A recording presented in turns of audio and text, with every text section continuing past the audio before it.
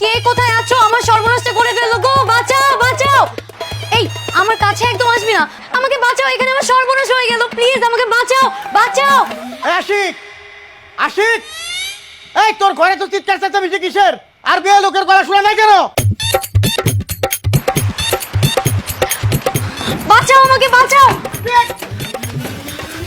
Uncle uncle please আমাকে বাঁচান, ও আমাকে মেরে ফেলবে।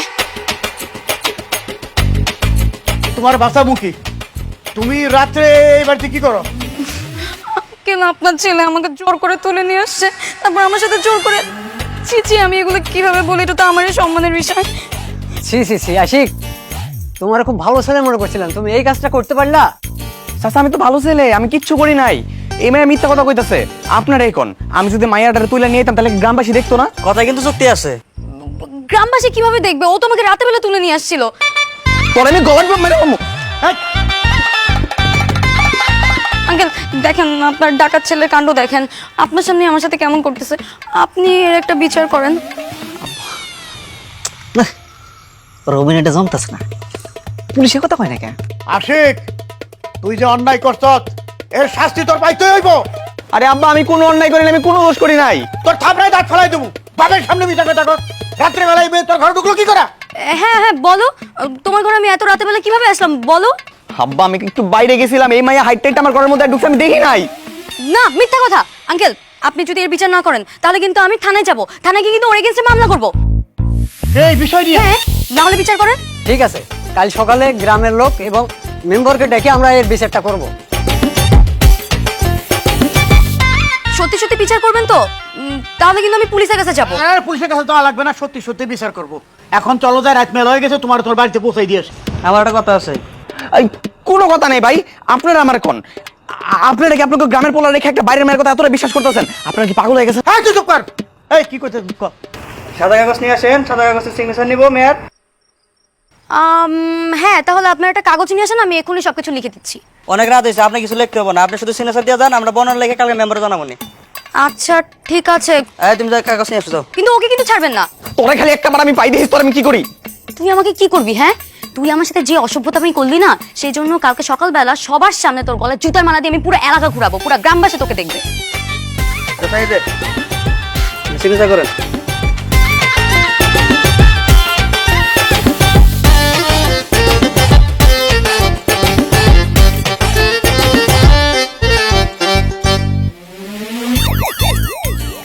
শোনো, জুতার মালা দিয়ে ঘুরাই কইছো না, ওটা কালকে সকালে ঘুরাইও। এখন রাত মেলা হয়েছে, তোমার বাড়িতে তোমার পৌঁছাই দিয়ে আসি। চলো দে, আসো। আব্বা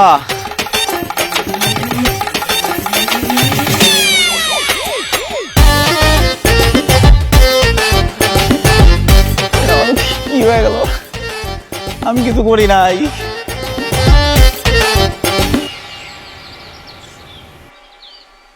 ভাইজান চিঠিটা পড়েন শুনি সবাই কি লিখছে।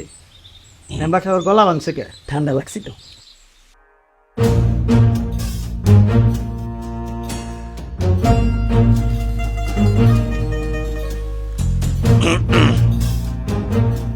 আমি জান্নাতুল স্নিগ্ধা, পিতা আনোয়ার হোসেন, এই মর্মে আমার দাবি উপস্থিত করিতেছি যে আমি আশিককে ভালোবাসি।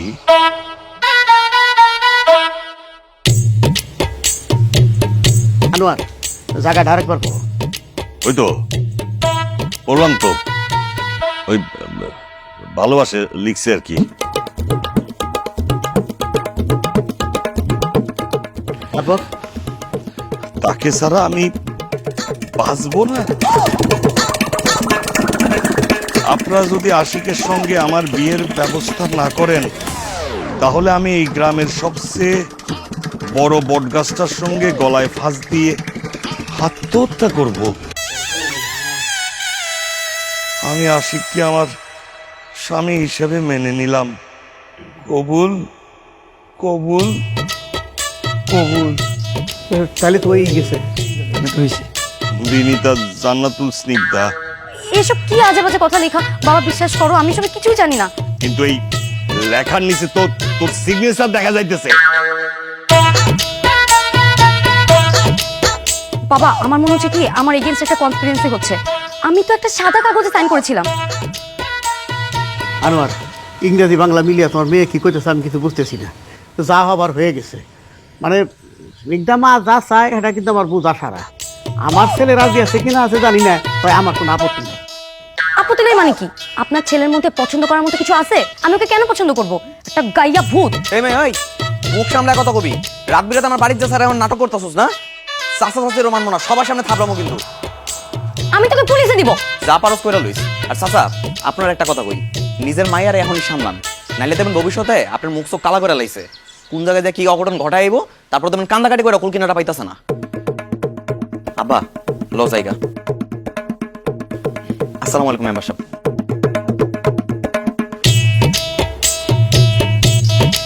তাহলে তো ভাই হয়েই গেল, ছেলে মেয়ে দুজনের রাজি, একটা দিনক্ষণ দেখা বিয়ে দিয়ে দেন, তাহলে আমি আসি। জি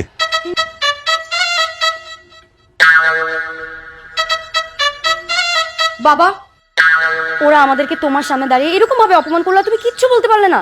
তোমার দ্বারা না কিচ্ছু হবে না। মামা চলো। তুই হচ্ছিস না, তুই নষ্টের বড়।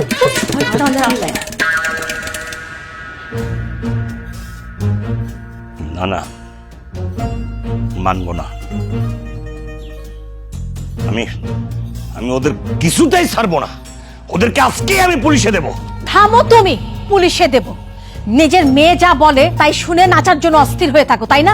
তোমার নিজের বিবেক বুদ্ধি কি সব লোপ পেয়ে গেছে নাকি? কিচ্ছু বাকি নাই, একটু কাজে লাগাও, বুদ্ধিটা একটু কাজে লাগাও। তাহলে তুমি আমারে কি করতে বলতেছো?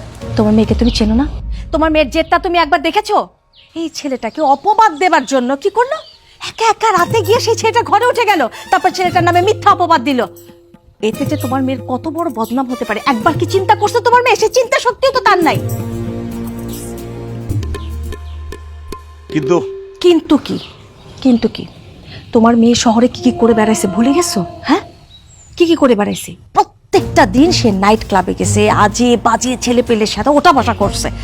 কিভাবে? এগুলো সব কন্ট্রোল করার জন্য তো তুমি গ্রামে এসেছো। আরে কিছুই আমি ভুলে যাই নাই। আমি তো ওর জন্যই শহরের ব্যবসাপাতি সব ছেড়ে গ্রামে এসেছি, তাই না?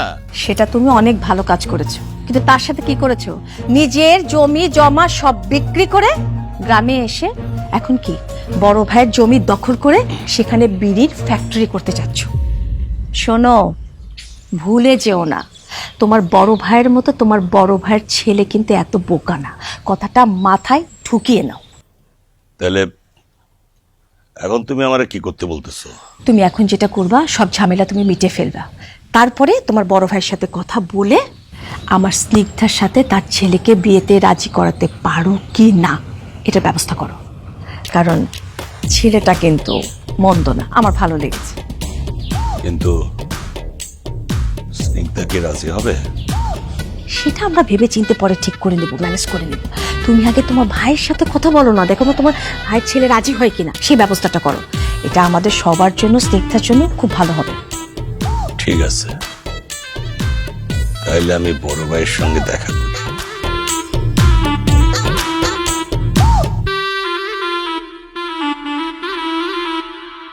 বড় ভাই, ভাইজান, এটা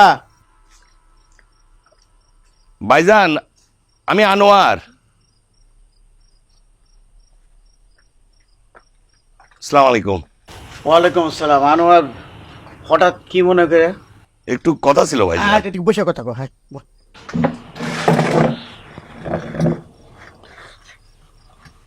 কি কথা? না ভাইজান, আমি ভুল করে ফেলছি, আপনি আমারে মাফ করে দিয়েন। আমি আপনার জায়গা জমি যা দখল করে রাখছি সব আমি আপনাকে বুঝাইয়া দিব। আনোয়ার, তুই আমার ছোট ভাই, এই জায়গা জমি এই সমস্ত নিয়ে চিন্তা ভাবনা করিস না তো, কোনো চিন্তা করিস না। আর ভাইজান, আরেকটা কথা। আবার কিসের কথা? না মানে, আপনার ছেলে আশিকের সাথে আমার মেয়ে স্নিগ্ধার বিয়ার ব্যবস্থা করেন। আমি আমার মেয়েটার আর শহরে নিয়ে যেতে চাই না। কিন্তু চাচা, আপনার মেয়ের যে মেজাজ, হয়তো এত সহজে রাজি হইব না। ও ঠিকই কইছে রে আনোয়ার, তোর মেয়ের যা মেজাজ মর্জি এই সমস্ত কথাবার্তা শুনে আবার কোন কাণ্ড ঘটায় তা কে করবো? বাবা আশিক,